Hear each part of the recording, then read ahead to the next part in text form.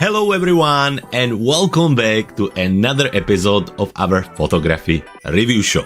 It's already Thursday, so the week is almost over and it means that we are one step closer to Christmas as well as the New Year. Anyway, today again we're gonna be looking at your images. Now usually closer to Christmas we get less images to look at simply because people are busy with other tasks, but that's fine, we still have a few images to look at and that's what we're going to do now. But before we're gonna do that, anyway, my name is Jakub. I'm the founder here and Clever Photographer, and this is my way of staying in touch or keeping in touch with our incredible photography community. Now I look at your images and I try to help you to keep moving your photography forward by looking at each of the image and reviewing three things. First, the technical part, the building stone of the image, where we look at things like your camera settings, your exposure, noise, sharpness, and all that important stuff. After that, we look at the artistic part, and this is where we look at things like your composition, storytelling, your storytelling and the main subject of the image, and basically everything that will attract the attention of the viewer. And finally, if I think that there is a benefit and I think that it will be helpful, I also give you some tips and tricks on photo editing. For the photo editing part, I use Luminar Neo, which is an amazing photo editing application. And if you want to find out more about it, there is a link in the description of this video, which you can follow and find out more about this super cool photo editing app. But if you do not have Luminar Neo, don't worry, you will be able to follow this full show with whatever current software you have. Now, how can you join us with your own images? Well, actually, it's super simple. All you need to do is to jump to our website, cleverphotographer.com, and then type /membership. On this page, you're gonna find out more about our incredible Clever Photographer Plus membership that will give you access to three things. Well, first, the photography review show. You will be able to send us your images. Then also our Facebook group called Clever Photographer Academy. And more importantly, that's what it's all about, you will get our monthly digital photography bundles. Each of them includes generally around 300 elements, and those elements can be presets for Luminar Neo, Lightroom and Photoshops, overlays, LUTs, textures, backgrounds, custom brushes, Lightroom brushes, and so much more. Each of these bundles is usually focusing on certain photography style, and right now, for example, it does focus on festive photography, and in January we're gonna be looking at seascape photography. So, you know what we're gonna do, you know how to join us, so I think we are ready to start. Talking about reviews, let's jump straight into the catalog module here in Luminar Neo, where we're gonna spend most of our time looking at your photos. Now, we're gonna start with Weasley and his landscape captures, and let's go ahead and look at them. So Weasley actually sent us the raw file as well as the edited image, which makes it a little bit easier to see the whole capturing and the editing process. So let's start with the first one, which are some arches, landscape arches. And when we select it, we can then jump and look at the camera settings and camera details. So this image was captured by the Nikon Z8 with the 24 to 70 millimeters. From the camera settings, 24 millimeters on the lens, and then 180 on ISO, f9, and 1/320th of a second. So nice and low ISO, no problem there. 24 millimeters, generally quite nice wide view, so that's all good there. F9, which is for this type of landscape photography, great. And 1/320th of a second, let's just make the image a little bigger, will give us a nice sharp capture. I'm sure looking at it, when we zoom in, you can see lots of details there all the way from pretty much the foreground to the background. Noise, pretty much minimal, just a touch, well, it's almost not visible, so no problem there. So actually it looks all very good. Now, a little bit harsher light, you can see how we have quite strong contrast between the shadows and the highlights, so the darker and brighter areas, but nothing really crazy. I mean, in some way it kind of corresponds with the situation and with the scene, so I think it's all good there. So probably in overall looking at it, my only wish would be to get a little bit better light, if it would be possible. But I understand that we always cannot be at the right time at the right place. So still, in overall, I think it's very well captured. Technically, very well done. Now, for the composition or for the artistic part, I always think that it's better to look at the actually edited image. And here we are. So, looking at it, looking at the original and coming down, you created quite nice panoramatic effect by cropping it really tight on the top and on the bottom. I mentioned it several times. I think I'm a big fan of cropping away parts which not necessarily add anything to the image and create distraction. And this is definitely the example of it. And I think it works very well. It makes the main subject, I guess bigger isn't the right word. Maybe just let it have more impact. It allows it to be more dominant. And I think, again, it works real well for this image. Now, in overall, I think it's straight away, you can see what we're looking at. The depth is really good here as well. One thing that I always think for this type of structures and the rock formations, it would be great to have something that would allow us to get a sense of scale. I don't know if it was from you or we had another landscape photographer last week. It's really cool to implement like one person or a car, or not car necessarily. It's just an example of element which basically human eye allow to then get the sense of scale. Looking at this image, as much as it's panoramatic and it look epic, it could be, let's say, 2 meters tall, or it could be 20 meters tall. And it's really difficult to say it without having something as a reference to it. So that would be just one suggestion. Like a one single person is quite popular way to highlight these things, especially when you have a beautiful rock formations and structures. And I think it would be helpful. Otherwise, in overall, it's a lovely edit as well, very natural, little bit of extra saturation. The only one thing what I would do is I would just bring down a little bit the blue. I think it's a little bit too saturated and too strong, and I think it takes away a lot from the rest of the image. Talking about contrast in photography, obviously there is many different kinds of contrast. You have the traditional one where you have a brighter and darker areas. Then you have a color contrast where more saturated things are in contrast with less saturated, but also more natural colors, more natural colors will be less visible and less noticeable compared to more kind of saturated and full colors like the blue here. So actually, looking at the image, you can see the blue get a lots of attention away from the rest. So what I would do, I would jump into the editing module, where we can adjust this multiple different ways. But for me, I would use simple HSL panel in the color section here. HSL panel is a tool which is available in most editing applications.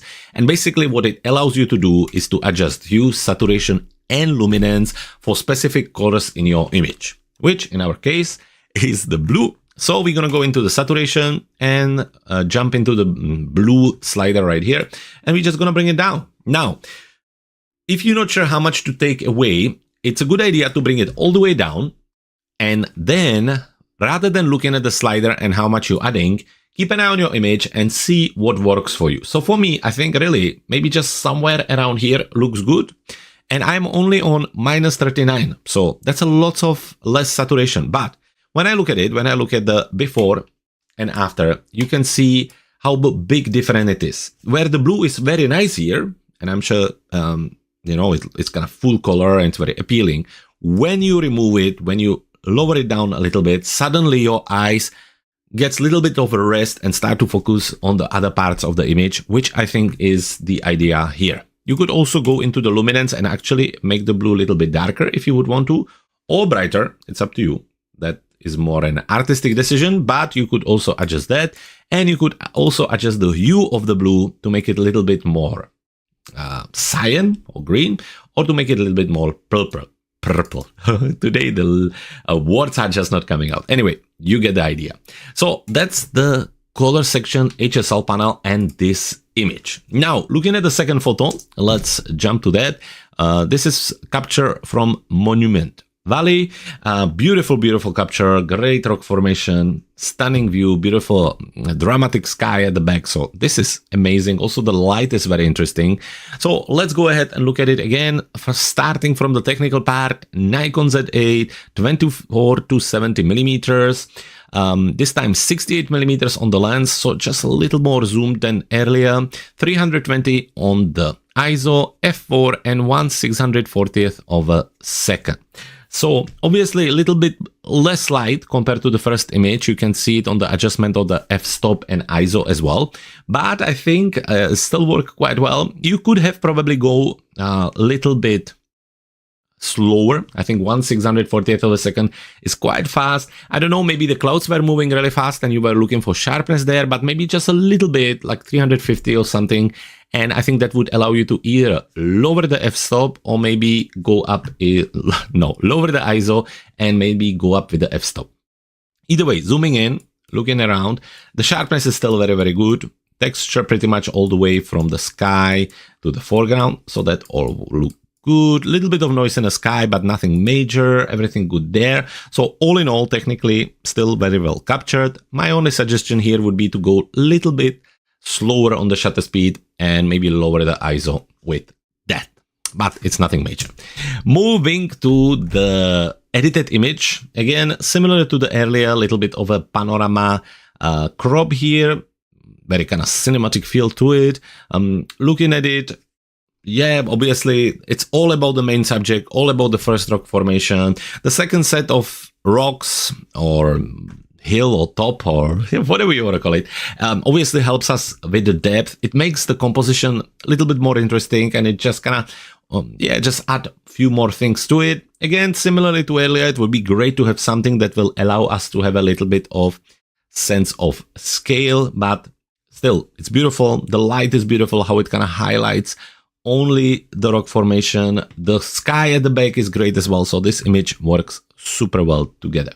Obviously, one thing I would do, now it has a super well detailed kind of texture on the main subject, but somehow when I'm looking at it, it also gets lots of details and texture on the sky. And again, talking about contrast, so we talk about contrast of light and color, and another very handful or very helpful contrast is a contrast of sharpness. It's also very good composition tool which can help us to add more attention towards the main subject, and that's exactly what I would do here. I would soften the sky a little bit. Never mind the fact that I would soften it to make it look a little bit more natural, because in reality the sky is never really as sharp and textured, but also it would help us to create a separation between the main subject and the background. So again, very quickly and very easily, this time we can use something like clarity. Here in Luminarnio, it's called structure. And what we're going to do, we actually going to first select the sky, which you can do multiple different ways. One way to do it is to go into the Mask AI. This tool will basically scan the image and create or prepare automatic masks for us. Once ready, we can just select it. And very quickly, as you can see, it creates kind of simple selection of the sky. If we need to still adjust it, we can use the brush, but actually I think maybe other than here in between, everything looks good. Now we can spend extra time on it, but that's not the point. You get the idea. Once finished, rather than adding more texture to the sky and make it look super heavy HDR look like, we're actually going to do the opposite. And with that, we're going to add nice softness to the sky, which will really help to make it more natural and give us more attention towards the main subject. Let's have a look at it before and after. Maybe it's too much, maybe less, maybe 40. And I think that will work really, really well. So again, before and after. So, Weasley, there you have it, two beautiful captures. As I say, here we were focusing on the blue and just tuning it down with the rest of the image. And here, looking at a little bit of softness at the back, just masking it all together and make it, just a little bit more balance. Anyway, thank you very much for your images. Thank you for sending them over. And I hope to see more of your photos very soon. Moving on, it's time to look at images from the second photographer, and that's Tony. Tony, thank you so much for sending your images over. It's great to see them again. And let's start right away by looking at the first one with this beautiful capture. I think this is a mistletoe, if I'm right. Anyway, it looks really, really nice. So let's start by looking at this one. First, Canon 50D on camera, 18 to 135 millimeters on the lens, and from the camera settings, 124 millimeters on the lens, ISO 800, f5.6, and 1/125th of a second. So that looks all good there. A little bit higher ISO. We talked about it before, talking about the level of light, talking about the distance of the lens. I mean, all of that needs to be considered for this type of photography. There is a little bit of noise, yes, with 800 ISO, you will get that, but there is a very good sharpness. You didn't lose much details with the higher ISO, so that all works very well. And you have a beautiful light here. So in overall, I think it actually works very, very well. Different things together, technically, I think very well captured. Now, talking about the artistic part. So there's a lot happening there. There's no hiding from it. Obviously, you have lots of texture around the image. In general, we kind of have three colors. We have this wood brown and dark, then we have the green, and then we have this kind of creamy white. And it's a little bit difficult to put them together to make it work all together. So that is lots happening there. And this is where maybe we need to pick what will be our main subject and then help it a little bit to stand out. So I'm assuming the main subject is the mistletoe, at least the green part of it. So maybe to push it a little bit, what we can do, we can add a little bit of extra brightness into the green, or we can make it a little bit more saturated and just play around with that. So how are we going to do it? Well, jumping into the editing module, and we're going to use the same tool we have used earlier, the color tool. And forward that HSL panel. So as I said, we're gonna try to add more attention towards the green. So let's do that. Let's go into the saturation and just add a little bit of extra saturation there. Now, we don't want to overdo it. Let's have a look. Maybe just a touch, 15. And if you used HSL panel before, when you try to adjust green, quite often there is lots of yellow in green as well. So you will see that as we adjust that, we also add a little bit more attention towards the mistletoe. So I think somewhere around 20 and 15.